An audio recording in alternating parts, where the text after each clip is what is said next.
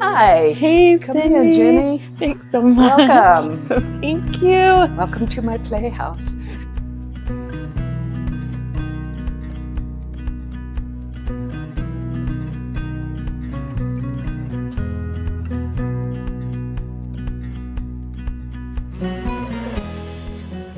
Yeah, that one. Tell me about that. This is fun.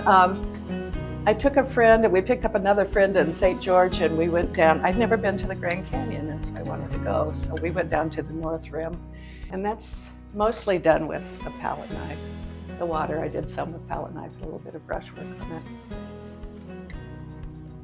it. This is the northern part of the valley, northwest of Franklin area.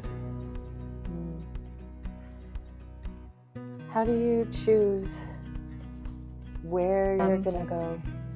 I may have a specific memory that I want to go back and see what the light is like or what it's looking, seasonal. This valley is incredible. No matter when you go out, you're going to get something really pretty neat. I love poppies. When I am sad, I'll paint poppies. When I'm happy, I paint poppies. When I'm stuck.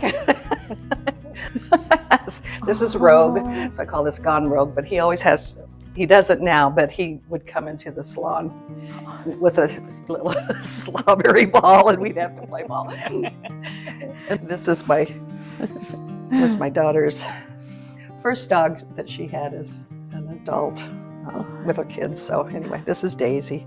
And this was fun. This was in the women's show down in Ogden a couple of summers ago or springs ago. And I was always intrigued by this my granddaughter when she was 3. She would come in and would be wearing, you never knew what she had on. It could have been Woody's hat and a ballerina dress. It's just kind of that way. As far as painting, the way I got started, I was living in Wyoming and my husband was really quite ill at the time. And so for me to get out of the house, I started taking a toll painting class.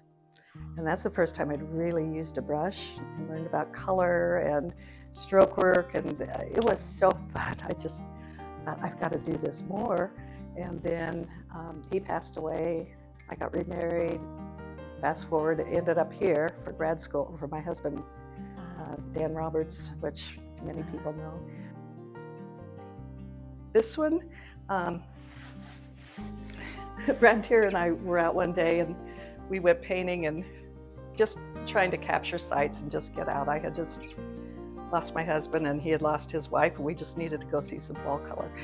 And so that's what came of that. That's over above Bear Lake.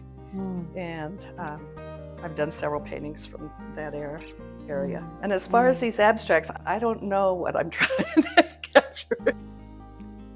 I try to have an idea as to where I want to kind of go, but I also want to be directed by the painting. I really like for them to tell the paintings to talk to me. I like to call it call and response when I'm doing those. And so I'll put a mark down and then put another mark in response to that. I let it just come out.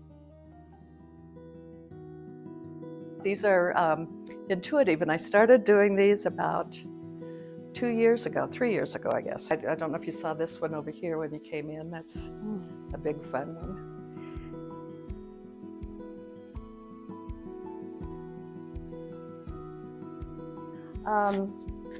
Again, playing, and I was doing so much of the smaller work. I just wanted to paint from my shoulder, get some energy Just going. really get I needed to into it. move. Can you explain mark making?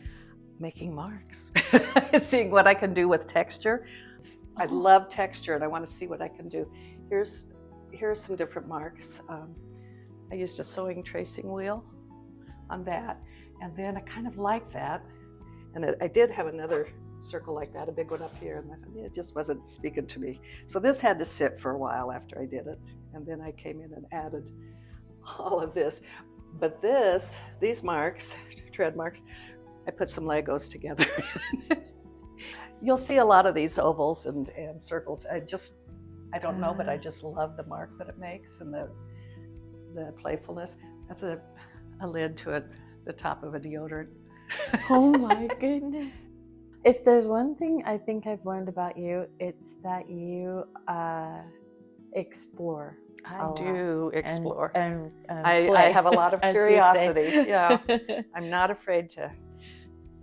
I grew up with oh, what if? And I thought, I'm going to turn that around, instead of having it be a fear base. I wonder what happens if I do this. So I've just really enjoyed doing that the last several years. Most of us have the same issues we go through as far as self-doubt, and then you get to feeling pretty good, or you'll have a show and you go, oh, that was so much fun, and wow, and then it's crickets for a while. Interesting.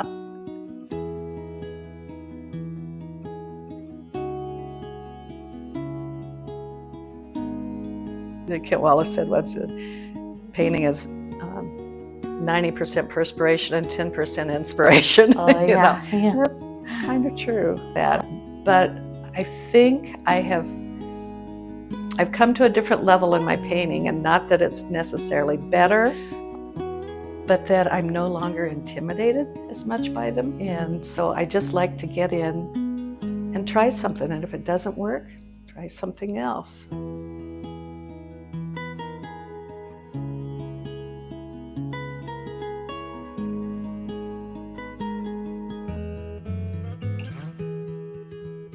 And for me, that has just been a real growth for me with my artwork.